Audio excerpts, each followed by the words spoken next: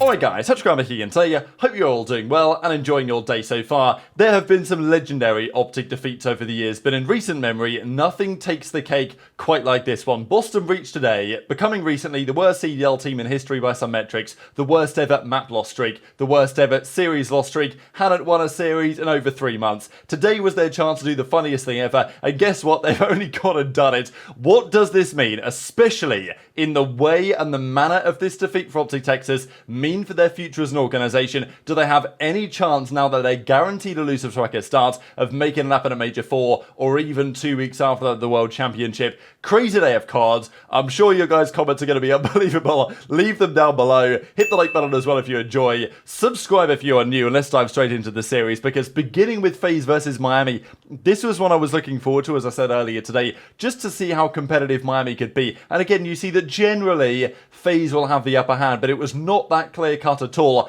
An early advantage here for FaZe actually came back by Miami, and it went all the way down to the wire, and genuinely one of the best plays we have seen in the CDL for a long time. Here we go, just to put it back on the big screen. Here's Cellium, gets one, gets the second, and again, bit of a mistake here, right? Does he need to be pushing out here, Vikul? Probably not, but anyway, he pushes out. It's a 2 versus 1, 5 seconds on the clock. Cellium has only one play to win it. He flies off the top. MettalZ was one shot. He gets him, gets the final kill in here as well onto Lucky. Just an unbelievable individual play there from Cellium, and that was enough. FaZe then flood in.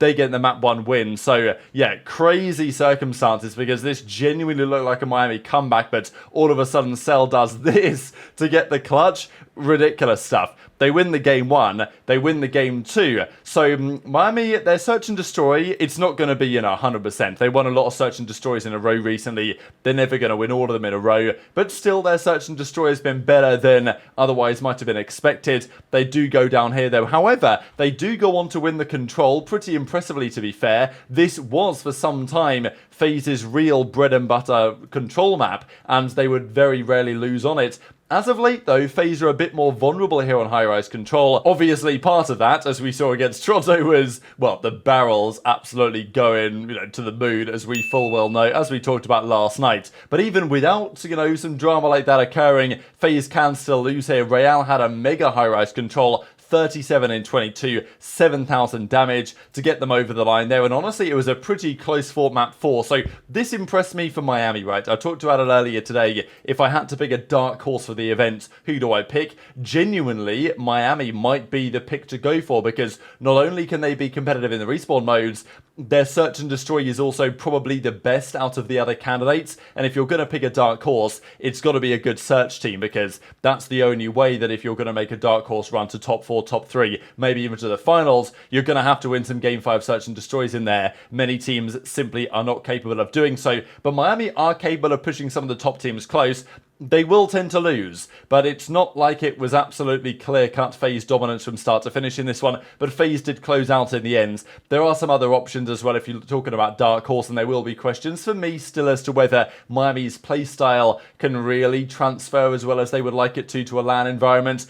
Obviously, FaZe is still going to be one of the heavy-hitting favourites for the upcoming tournament, but they finish out their qualifiers with a 28-1 series count when they win map 2, and that actually puts them 25-3 this year. So in all the qualifiers they've played over 4 stages, they lost 3 matches over that entire period, worth 250 points just in qualifiers. So, very impressive, right? I think the thing you've got to understand with FaZe is that they're just so consistent at this. They won't always win every online series they play. Of course, they're going to win the vast majority, but they will almost always be there, and they will, never have a bad stage, they never start in loser's bracket. It just doesn't happen. They're never going to have a qualify run where they're going to go, 1 in 6 or 1 in 2 in 5, 3 in 4, whatever.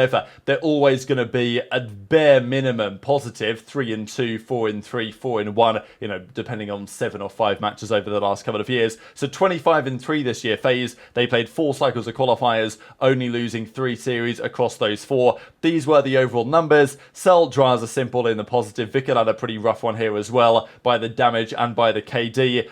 but there were still some signs there for Miami to say, you know what, they can be a threat coming to the major. This is, though, Surge versus Gorillas, the team, of course, Gorillas, that 3-0'd Vegas the other day, and I was kind of wondering, wow, what did that mean? Are Vegas bad? Are Gorillas good? What is going on with this league at the moment? This was noted, though, some stair glitching, and we've got to talk about some of the GAs, because definitely there were some things getting broken, or very close to, in the OpTic series, as we'll see in a second. When big points are on the line and big moments, there is a general feeling right now that some of the gentlemen's agreements have started to go out the window, certainly the stair glitching ones, because the stair glitching stuff is, well, the pros have different opinions on exactly what it is. So we can see Flames here is lying down on the stairs. The stair glitching is really where there's a ledge or a stair and you lay down to look over the top of the stair, and they can't see you just because of the way the character models work and you can see them. Modern Warfare 2 was notorious for it last year. However, if you're laying down on the staircase and you cannot see over the top of the staircase,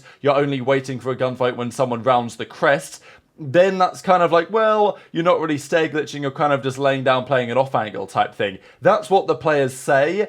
And maybe that's true, but maybe it's not true, depends on your perspective. Hook fries on the game one, and Surge actually moved to 7-0 on Vista hardpoint so far this year, so that's definitely an impressive record for them. Surge then clutch up in the round 11. They did lose the game 3 Karachi control, but they then went on to close out the series pretty impressively on the game 4. So the team that expected to make it did. Miami are at 170 now, Surge are at 170 now. That should be job done. Those two teams should be at the World Championship with the other 4. Realistically, there's only 2 more spots to be fighting for now in terms of that World Championship qualification, one of which, of course, was Boston, but, well, they were out of the race a very long time ago. Let's just get straight into it then, because I don't really know what to say about this, but we've got a lot to say at the same time. So Boston versus OpTic, right? Boston had not won a series in 97 days. They were on the worst ever map loss streak in CDL history, the worst ever series loss streak in CDL history,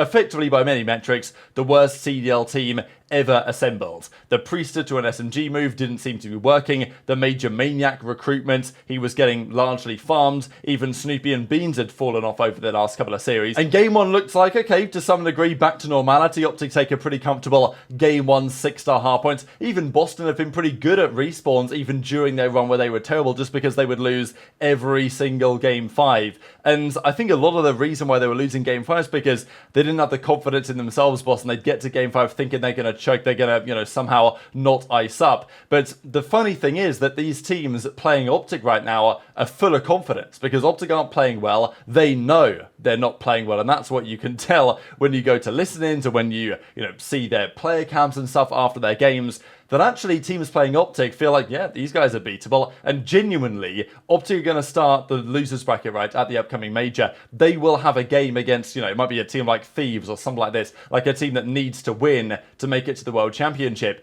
And you might think, and maybe I still believe, OpTic on LAN, it should be a bit of a different story. But is there evidence to suggest, really, that it will be? Like a Thieves or whoever, Rocker, Vegas, whoever, like Carolina, if they play OpTic round 1 of the losers bracket, theoretically, are they going to go into that series thinking, damn, it's chalked? Like, I don't think so right now, and I think Boston felt that way today. This was noted, though. Here's Pred. Again, he's laying down on the stairs. Now, this, I don't think, is technically a stair glitch by their rules, because he's not stair glitching the top step, and therefore, it's a bit different. But, well, I mean, let's be real. Is this not kind of using the stairs to your advantage? And this is what JoeDeceives says. Some insane stair glitches in 2 of the 3 series today. Seems like the enforcement of that GA is going out the window. So, say what you want on that. It's a bit of a grey area, to be honest. But yeah, they win the game 1. Pretty comfortable in the end. Okay, OpTic are back. Yeah, no problem. They're going to take care of Boston Breach. No issues at all. But, yeah, not the case, because we go to a 6-star search and destroy, a map where Boston have not really been good. Here's Shotzzy, by the way, putting out a bit of one-way cheese. I mean,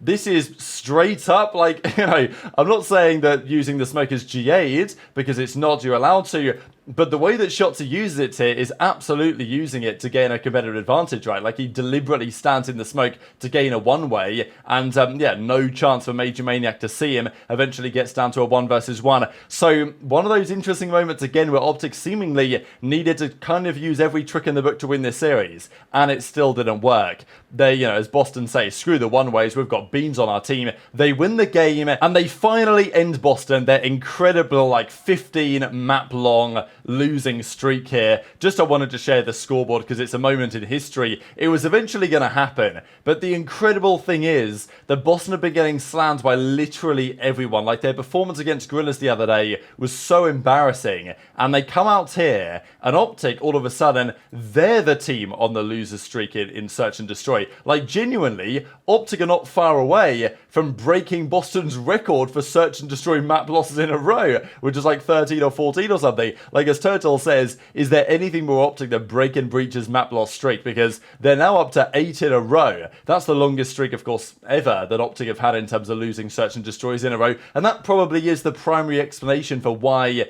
they've not been as good this stage, OpTic, is that their Search and Destroy has fallen off. But there's obviously more to it than that. There's what seems to be outside of the game stuff, at least in terms of the fact that they know they're not playing well. How do you lock back in? And then the elephant in the room, really, the Shotzzy Preds chemistry. I mean, it was a talking point at the start of the season. Karma made his thoughts known on it a while ago, and OpTic was struggling that, Preds got to stop laying down on all this. They win the major. Guess what? I mean, we're seeing some of the same odds. I actually wanted to share this real quick. This is from Zuma's POV. Just watch Pred, the way he plays, and also look at number 7 on the minimap here, right? Because OpTic, they're trying to capture over towards B. Pred lays down, and his initial play, I don't hate it, but like, at this point, you've got to do something, right? Because number 6 and number 5 are flanking through, or they're coming through the front. Number 8's just captured the odd points. 7, Pred, has got to make a play. Flank, or go with your team, or do something. But instead, Pred decides he's going to cut off the reinforcements, and just doesn't help his team. Like, just watch number 7 here. Like, his teammates go in, Shotzzy goes in, he's trying to make some plays. Number 7's just chilling, top AC, and eventually dies, and the wave is over. It's like, are we serious? Like, I don't just understand the decision-making behind that one, to be honest. Eventually, OpTic do win the final defense to close this out. But this is against Boston Bleach, right? I mean, hashtag into the bleach. The team that's been getting farmed for weeks on ends, months on end, literally months. It's been over 3 months since they last won a series. And like, OpTic win the game, and you can see they're like, oh my god, we are trash. Like, this is kind of what's going through their head, right? They're like, wow, how the hell did we only win it that close?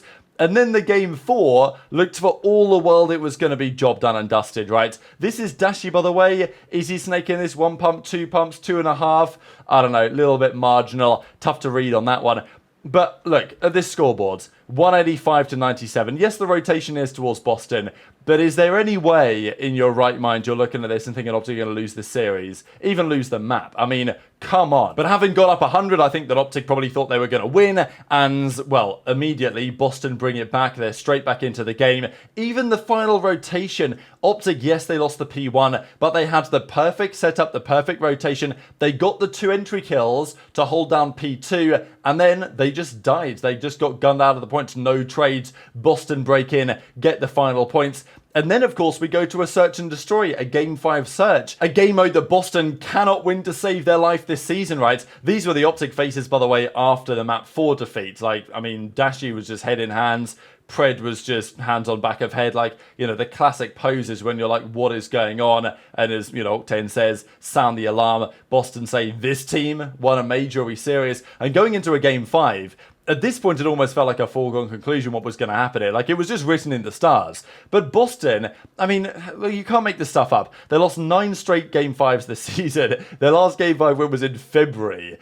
OpTic, though, have lost their last 4 Game 5s. And they just got bodied on this one. Like, this was bad. Beans 1 versus 2.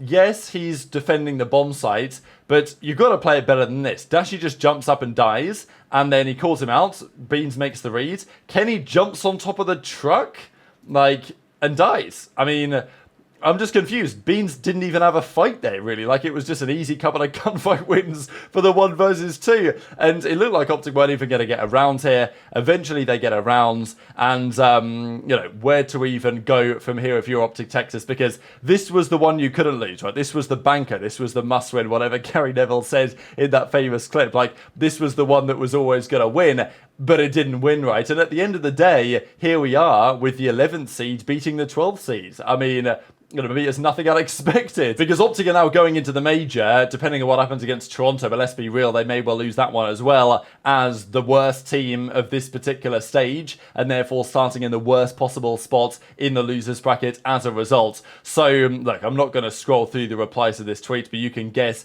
exactly what they'll be looking like, and lots of repercussions and reaction as well. The final thing, of course, we've got to mention is, who was the weakest performer? What do the stats tell us about the series? And the thing to note, of course, has got to be Pred's numbers. You know, we've talked about it before. We're going to talk about it again. How is it really possible? I know that Dashy rage quit the final search and destroy, but we got the numbers in for that anyway. How can he have 13,500 damage when the rest of his team are 6,000 damage further up the road? Like, it just doesn't add up, does it? Especially for the guy who's meant to be the damage-dealing SMG. So, yeah, I don't even know what to say anymore, but OpTic are in a real predicament. And I think that especially for themselves, they will know they're not playing well at all. They will know it's not just mere complacency. It's not just online cheese.